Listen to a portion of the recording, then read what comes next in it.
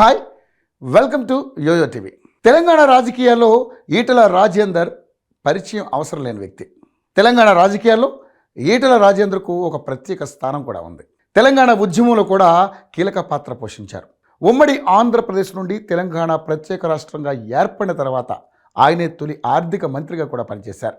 BRS పార్టీలో ఉన్నప్పుడు కేసీఆర్ కుటుంబం తర్వాత బీఆర్ఎస్ మీద అదే స్థాయిలో పట్టున్న ఏకైక నేత ఈటల రాజేందర్. కానీ అంతర్గత విభేదాల కారణంగానే అదే పార్టీకి ఆయన దూరమయ్యారు. బీఆర్ఎస్ అధినేత కేసీఆర్కు ఒకప్పుడు ఆయన మంచి మిత్రుడు. టీఆర్ఎస్ వ్యవస్థాపకుల్లో ఒకరైన ఈటల పార్టీ ఆవిర్భావం నుండి కేసీఆర్ వెన్నంటే ఉన్నారు. అయితే ఇప్పుడు ఎన్నికల కథన రంగంలో కత్తులు దూస్తున్న రాజకీయ ప్రత్యర్థి. బీఆర్ఎస్ ప్రభుత్వ హయాంలో 4 ఏళ్ల పాటు ఆర్థిక మంత్రిగా, అలాగే 2 ఏళ్ల పాటు వైద్య ఆరోగ్య శాఖ మంత్రిగా తన సేవలు అందించారు ఈటల రాజేందర్. ఆ తర్వాత చోటు చేసుకున్న పరిణామాలతో సీఎం కేసీఆర్ మంత్రివర్గం నుండి ఈటలను బర్తరఫ్ చేశారు. అనంతరం బీఆర్ఎస్ పార్టీకి రాజీనామా చేసి బీజేపీలో చేరారు ఈటల రాజేందర్.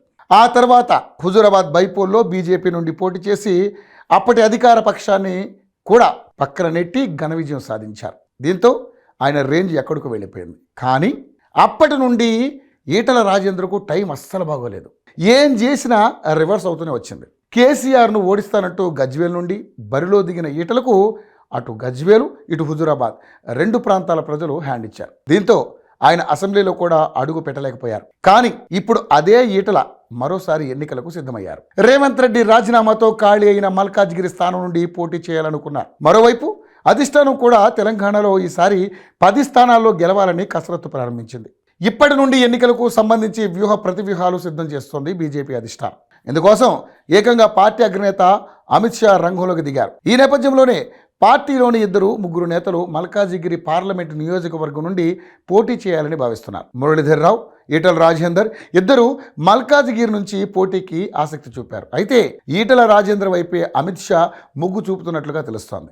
మల్కాజ్గిరి ఎంపీగా పోటీ చేసేందుకు ఈటల రాజేందర్కు అమిత్ షా గ్రీన్ సిగ్నల్ ఇచ్చారని పార్టీ వర్గాలు చెబుతున్నాయి. ఈ ఇద్దరిలో ఈటల అయితేనే బెటర్ అని కూడా అమిత్ షా భావించారట. దీంతో ఈటల పోటీకి లైన్ క్లియర్ అయింది. ఈటలకు హుజూరాబాద్లోనే కాకుండా రాష్ట్ర వ్యాప్తంగా మంచి ఫాలోయింగ్ ఉంది. ప్రజాదరణ ఉన్న నేత కాబట్టి ఎక్కడ పోటీ చేసినా గెలుస్తారనే ధీమాతో ఉన్నారు.